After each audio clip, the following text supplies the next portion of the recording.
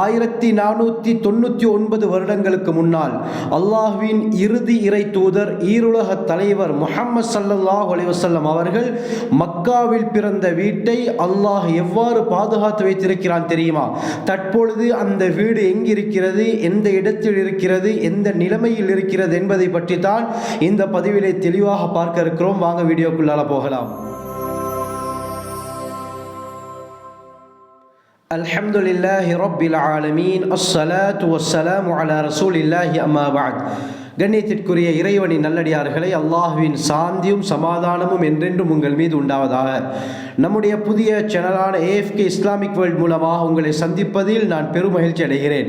சேனலுக்கு ஃபர்ஸ்ட் தடவை வந்திருந்தால் மறக்காமல் சப்ஸ்கிரைப் பட்டனை ப்ரெஸ் செய்து பக்கத்தில் இருக்கக்கூடிய பெல் ஐகானில் உள்ள ஆல் என்பதை கிளிக் செய்து கொள்ளுங்கள்.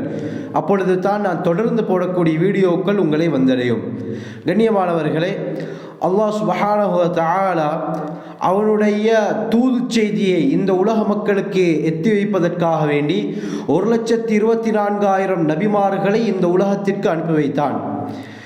ஹாஃபில் இப்னு ஹஜர் அஸ்கலானி ரஹ்மத்துல்லாஹி அலைஹி ஃபத்ஹுல் பாரியிலே இப்னு ஹிப்பானுடைய சஹீஹான ரிவாயத்தை கொண்டு வருகிறார்கள். ரசூலுல்லாஹி ஸல்லல்லாஹு அலைஹி வஸல்லம் சொன்னாங்க, அல்லாஹ் சுப்ஹானஹு வ தஆலா இந்த உலகத்திலே 1,24,000 நபிமார்கள் 313 ரசூல்மார்களை இறக்கி இருக்கிறான். அவனுடைய தூது செய்தியை சொல்வதற்காக வேண்டி அல்லாஹ் இந்த உலகத்திற்கு அனுப்பியிருக்கிறான். இந்த 1,24,000 நபிமார்களில் இறுதியானவர்கள் தான் ஈருலக தலைவர், சன்மார்க்க போதகர், சர்தாரே தோ ஆலம் முஹம்மது ஸல்லல்லாஹு அலைஹி வஸல்லம் அவர்கள். அல்லாஹ் சுப்ஹானஹு வ தஆலா முஹம்மது ஸல்லல்லாஹு அலைஹி வஸல்லம் அவர்களுடைய வருகையுடன் நபித்துவத்தை பூர்த்தியாக்கி இருக்கிறான். நபி அவர்கள் தான் ஏனைய எல்லா நபிமார்களுடைய முத்திரையாக இறுதியானவராக இருக்கிறார்கள். கண்ணியமானவர்களே, ரசூலுல்லாஹி ஸல்லல்லாஹு அலைஹி வஸல்லம் அவர்கள் பிறந்ததிலிருந்து இறக்கும் வரை சகல விடயமும், என்னென்ன வாழ்க்கை நடந்தது, நபி அவர்கள் வைத்திருந்த பொருட்கள் என்ன, நபி அவர்கள் பேசிய வார்த்தைகள் என்ன, நபியுடைய நடை எவ்வாறு இருந்தது, உடை எவ்வாறு இருந்தது, நபி அவர்களுடைய சிரிப்பு எவ்வாறு இருந்தது போன்ற சகல விடயங்களும் ஆதாரபூர்வமாக பாதுகாக்கப்பட்டு வருகிறது. அல்லாஹ் சுப்ஹானஹு வ தஆலா இந்த விடயங்களை பாதுகாத்து வைத்திருக்கிறான். கண்ணியமானவர்களே, அந்த அடிப்படையில் முஹம்மது ஸல்லல்லாஹு அலைஹி வஸல்லம் அவர்கள் கிறிஸ்துக்கு பின் 571வது வருடம் ரபியுல் அவ்வல் மாதம் பிறை 12 இந்த உலகத்திலே பிறக்கிறார்கள். ரசூலுல்லாஹி ஸல்லல்லாஹு அலைஹி வஸல்லம் எங்க பிறந்தாங்க என்று கேட்டால், சிறு பிள்ளைகள் முதல் பெரியவர்கள் வரை அனைவரும் சொல்லக்கூடிய பதில் என்ன? மக்காவில் தான் பிறந்தாங்க. நபி அவர்கள் பிறந்தது மக்காவில். மக்காவில் நபி அவர்கள் பிறந்தது உண்மைதான். ஆனால் மக்காவிலே நபி அவர்கள் எந்த இடத்தில், எக்ஸாக்டா எந்த இடத்தில், எந்த வீட்டில் பிறந்தார்கள் என்று கேட்டால் அதற்கு பதில் என்பது மிக அரிதாகத்தான் இருக்கிறது. அதை பற்றி தான் இந்த பதிவில் தெளிவாக பார்க்க இருக்கிறோம். கண்ணியமானவர்களே, மஸ்ஜிதுல் ஹராம், காபத்துல்லா அமைந்திருக்கக்கூடிய அந்த மஸ்ஜித் வளாகம் மிக பிரமாண்டமான மஸ்ஜித்.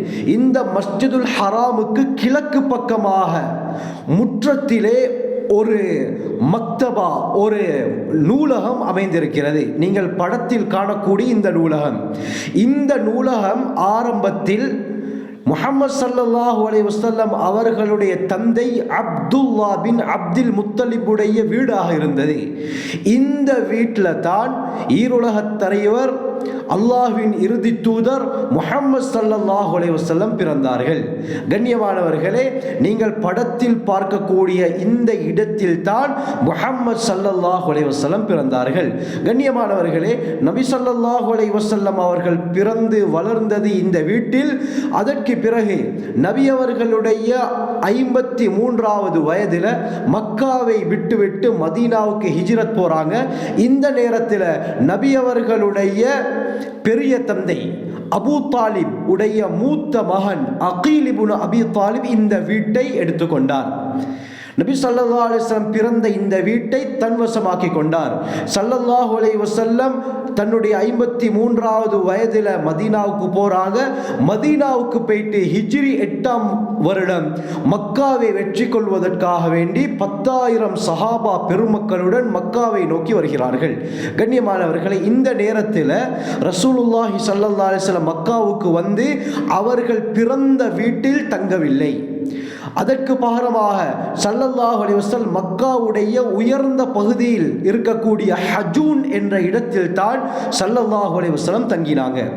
ரசூலுல்லாஹி ஸல்லல்லாஹு அலைஹி வஸல்லம் அவர்களுக்கு பின்னால அகீல் இப்னு அபீ தாலிபுடைய பிள்ளைகளில் ஒருவர் இந்த வீட்டை, முஹம்மது ஸல்லல்லாஹு அலைஹி வஸல்லம் பிறந்த வீட்டை ஹஜ்ஜாஜ் இப்னு யூசுப், உமையாக்களுடைய கவர்னராக இருந்த ஹஜ்ஜாஜ் இப்னு யூசுஃபுடைய சகோதரன் முஹம்மத் பின் யூசுஃபுக்கு இந்த வீட்டை விற்றுவிட்டார்.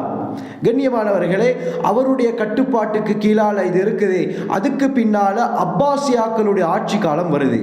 அப்பாசியாக்களுடைய ஆட்சியாளர்களில் மிக முக்கியமானவர் தான் ஹாரூன் ரஷீத் மாமன்னர். இந்த ஹாரூன் ரஷீத் மாமன்னருடைய தாயார் ஹேஸ்ரான் என்ன செய்கிறாங்க, ஹஜ்ஜுடைய கிரிகைகளை நிறைவேற்றுவதற்காக மக்காவுக்கு வராங்க. மக்காவிற்கு வந்து தன்னுடைய ஹஜ்ஜுடைய அந்த கிரிகைகள் எல்லாம் நிறைவேற்றுவதற்கு பின்னால இந்த வீட்டை பணம் கொடுத்து வாங்குறாங்க. ஸல்லல்லாஹு அலைஹி வஸல்லம் பிறந்த வீட்டை பணம் கொடுத்து வாங்குறாங்க. இந்த வீட்டை வாங்கியதற்கு பிறகு அந்த வீட்டை ஒரு மஸ்ஜித், இறை இல்லமாக இவர்கள் மாற்றி விடுறாங்க. பிறகு 14வது நூற்றாண்டில் சையீத் அப்பாஸ் யூசுப் கத்தான் என்பவர் ஷேக் ஹாமித் குர்தியுடைய நூலகத்தை விலை கொடுத்து வாங்குறாரு. இந்த லைப்ரரி, இந்த நூலகம் தான் அப்பொழுது மக்காவில் இருந்த மிகப்பெரிய தனியார் நூலகம், பிரைவேட் லைப்ரரியாக இருந்தது. இந்த நூலகத்தை விலை கொடுத்து வாங்கினதுக்கு பிறகு ஹிஜ்ரி 1370வது வருடம், கிறிஸ்துக்கு பின் 1950வது வருடம், சவுதி அரேபியாவுடைய அப்பொழுது மன்னராக இருந்த அப்துல் அசீஸ் ரஹ்மத்துல்லாஹி அலைஹி அவர்கள்ட்ட சையீத் அப்பாஸ் யூசுப் கத்தான் ஒரு அனுமதி கோர்றாரு. ஒரு அனுமதி கேட்கிறாரு. என்னது? என்னுடைய இந்த பிரமாண்டமான நூலகத்துக்கு ஒரு தலைமை செயலகத்தை அமைக்க விரும்புகிறேன், அதுவும் மஸ்ஜிதுல் ஹராமுக்கு சமீபமாக அமைக்க விரும்புகிறேன். அதற்காக முஹம்மது ஸல்லல்லாஹு அலைஹி வஸல்லம் அவர்கள் பிறந்த வீடான ஹாரூன் ரஷீத் மன்னருடைய தாயார் ஹைஸ்ரான் எந்த வீட்டை மஸ்ஜிதாக மாற்றினார்களோ அந்த இடத்தை இவர் மன்னரிடத்திலே கேட்கிறார். மன்னரும் அனுமதி அளிக்கிறார். அதற்கு பின்னால அந்த இடத்தில் சையீத் அப்பாஸ் யூசுப் கத்தான் தன்னுடைய சொந்த செலவில் மிகப்பெரிய ஒரு நூலகத்தை அமைக்கிறார். அந்த நூலகத்தை அமைத்து மக்தபத்து மக்கத்தல் முக்கர்ரமா, மக்காவுடைய நூலகம் என்பதாக அந்த இடத்திற்கு பெயரிடுகிறார். கண்ணியமானவர்களை, இந்த இடம் மஸ்ஜிதுல் ஹராமுக்கு கிழக்கு பக்கமாக முற்றத்தில் அமைந்திருக்கிறது. முஹம்மது ஸல்லல்லாஹு அலைஹி வஸல்லம் அவர்கள் பிறந்த வீடு தற்பொழுது மக்காவுடைய பிரமாண்டமான லைப்ரரியுடைய தலைமை செயலகமாக நடந்து கொண்டிருக்கிறது. கண்ணியமானவர்களே, அல்லாஹ் சுப்ஹானஹு வ தஆலா நபி அவர்களுடைய அந்த வீட்டை எப்படி பாதுகாத்து கொண்டிருக்கிறான் என்பதை பாருங்கள். ஹஜ்ஜுக்கு உம்ராக்கு செல்லக்கூடியவர்கள் அந்த மக்காவிலே உள் ஜியாரத் செய்யும் பொழுது இந்த இடத்தை பார்க்காமல் வரமாட்டார்கள். அனைவரும் பார்த்து நபி அவர்களுடைய ஞாபகத்துடன் தான் அவர்கள் வீடு திரும்புகிறார்கள். கண்ணியமானவர்களே, அல்லாஹ் சுப்ஹானஹு வ தஆலா நபி அவர்கள் பிறந்த வீட்டை மக்காவுடைய பிரமாண்டமான மக்தபா, லைப்ரரியுடைய தலைமை செயலகமாக மாற்றி இருக்கிறான்.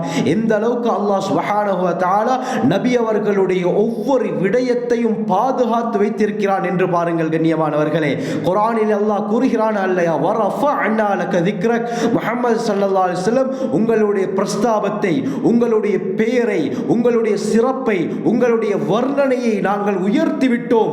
மறுமை வரை வரக்கூடிய அனைவருக்கும் முஹம்மது ஸல்லல்லாஹு அலைஹி வஸல்லம் அவர்களுடைய ஒவ்வொரு விடயத்திலும் அல்லாஹ் படிப்பினையை வைத்திருக்கிறான், முன்மாதிரியை வைத்திருக்கிறான். கண்ணியமானவர்களே, ஆகவே அல்லாஹ் சுப்ஹானஹு வ தஆலா இன்றும் கூட முஹம்மது ஸல்லல்லாஹு அலைஹி வஸல்லம் அவர்கள் பிறந்த வீட்டை பாதுகாத்துக் கொண்டிருக்கிறான். அல்லாஹ் சுப்ஹானஹு வ தஆலா அடிக்கடி ஹஜ் உம்ராவுடைய பாக்கியத்தை நசீபாக்குவானாக.